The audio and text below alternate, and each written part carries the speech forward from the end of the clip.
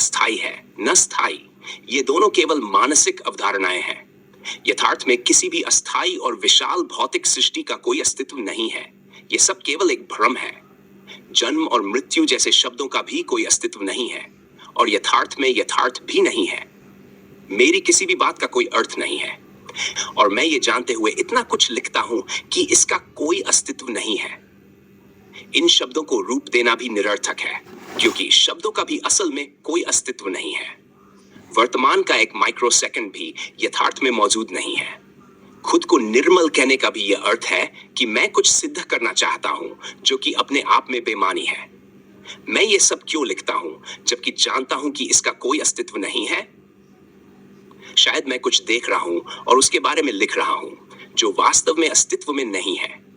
मेरे सिद्धांतों के आधार पर अस्थायी और विशाल भौतिक सृष्टि केवल एक अस्थायी दृष्टिकोण है जिसका अस्तित्व केवल जीवन की अवधि तक सीमित है। मेरे शब्द न तो मनोरंजन के लिए हैं न ही समय बिताने के साधन। अगर अब तक खुद को समझ नहीं पाए तो ये आखिरी मौका है कि अपने स्थायी स्वरूप को पहचानो। अगर आज तक खुद को गंभीरता से नहीं लिया तो मेरे शब्दों की गंभीरता और दृढ़ता तुम्हें समझने में मदद कर सकती है। केवल एक पल में निष्पक्ष होकर, खुद को समझकर, अपने स्थायी स्वरूप से परिचित होकर तुम यथार्थ में सदा के लिए जी सकते हो। यहां समझना ही करना है, करने को कुछ भी नहीं है, क्योंकि संकल्प, विकल्प, विचार और चिंतन से अहंकार उत्पन्न होता है जिसे जीवन भर घमंड बना रहता है। शायद दूसरा मौका युगों बाद आए या फिर ना आए। जिसे हम जीवन समझते हैं वह एक मानसिक रोग है क्योंकि हर जीव हर समय तनाव में दिखता है। जब हम खुद से निष्पक्ष होकर समझने की कोशिश करते हैं तो पाते हैं कि हर जीव अपनी जटिल बुद्धि से अपनी काल्पनिक दुनिया बनाने के लिए स्वतंत्र है और इसमें इंसान सबसे आगे है, क्योंकि इंसान अपनी भावनाएं शब्दों के माध्यम से दूसरों के सामने व्यक्त कर सकता है और उन्हें अपने पक्ष में या विपक्ष में करने की क्षमता रखता है। सच और झूठ भी लोगों की संख्या पर निर्भर करता है। जिसका पक्ष भारी होता है उनके लिए बहुत बड़ा अपराध भी उनके धर्म या परंपरा का हिस्सा बन जाता है और उनके खिलाफ कहना भी बहुत बड़ा अपराध समझा जाता है। इस अस्थायी और अनंत भौतिक सृष्टि में हर जीव समझदार है जो एक एक पल का जीवन जीता है। इंसान भी उतना ही बुद्धिमान है जितना कोई और प्राणी। अगर कोई ऐसा समझता है तो मेरे सिद्धांत उसे आत्ममुग्धता का रोगी मानते हैं।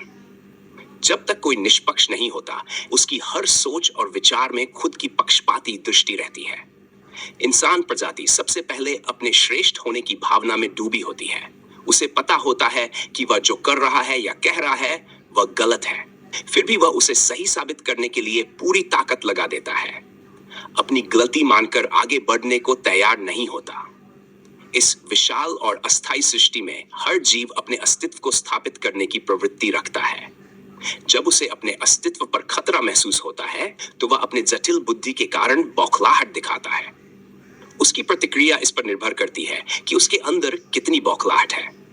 अपने अस्तित्व को बनाए रखने के लिए दूसरों का अस्तित्व मिटाना पड़ता है। जैसे मगरमच्छ अपने जैसे प्राणियों पर भय और डर बनाकर रखता है और छोटी मछलियों को अपने भोजन के रूप में देखता है, उसी तरह इंसान की प्रवृत्ति है। गुरु और बाबा भी इसी सिद्धांत पर काम करते हैं। जो उनके समान होते हैं उनसे कुछ अलग ऊंची बातें कहकर उन पर डर का प्रभाव डालते हैं और सरल लोगों के मन में डर पैदा कर जीवन भर उनका शोषण करते रहते हैं। उन्हें दीक्षा के समय शब्दों के जाल में बांधकर तर्क और विवेचना से दूर कर देते हैं। ऐसे लोग कभी विवेकशील या विचारशील नहीं हो पाते। ये मानसिक आहार है। शारीरिक आहार तो केवल एक बार लिया जाता है, लेकिन मानसिक आहार रोज और हर पल लिया जाता है। कट्टर अनुयायी तो मरने के बाद भी इस आहार का हिस्सा बने रहना चाहते हैं। दूसरी प्रजातियों को शिकार करने में मेहनत करनी पड़ती है, पर इंसान प्रजाति ऐसी है जिसे केवल आकर्षक और प्रभावी शब्दों की ही जरूरत होती है। वे खुद ही ऐसे शब्दों की तलाश में निकल पड़ते हैं और शिकार होने के लिए तत्पर रहते हैं। कौन सी आत्मा, कौन सा परमात्मा कहाँ है? गुरु और शिष्य भी एक दूसरे का मानसिक आहार बनने के लिए उतावले रहते हैं और दोनों के दृष्टिकोण में केवल विचारों की भिन्नता होती है।